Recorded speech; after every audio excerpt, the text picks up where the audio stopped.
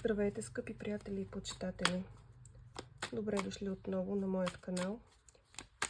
Благодаря на всички, които се абонирахте, а тези, които все още не са, може да го направите сега. Сега ще видим какво е посланието на Вселената чрез картите Таро за работа и бизнес през месец октомври.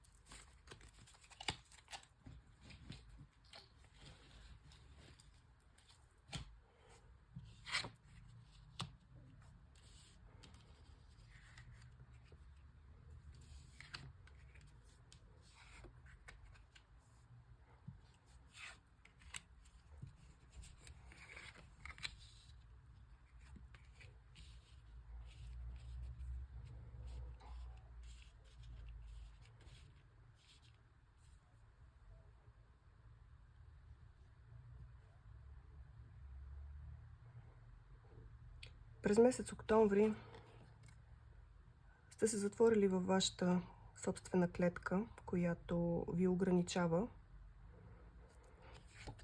Постоянно мечтаете, сънувате, правите планове какво да промените в сферата на работа и бизнес.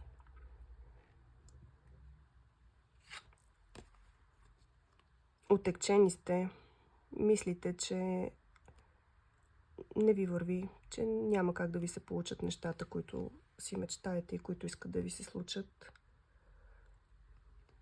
Но се вижда, Вселената иска да ви предупреди, че грешите, защото ви изпраща човек или предложение за работа и бизнес отношения.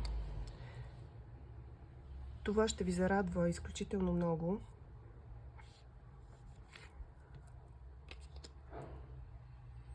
И работата, усилията, които сте полагали и това, за което сте мечтали от дълго време, трудили сте се, работили сте по проект или сте кандидатствали в търсене на нова работа, всички тези усилия най-скоро ще се увенчаят с успех. Вашите мечти и желания ще се сбъднат именно през месец октомври. И в живота ви идва именно онова изобилие, за което от дълго време се молите и се надявате да ви се случи. Прекрасно послание ви дава Вселената точно в този момент. Месец октомври е месецът, в който вие ще сбъднете вашите желания за нова работа или успех в настоящата, повишаване, израстване в кариерата или нови бизнес отношения,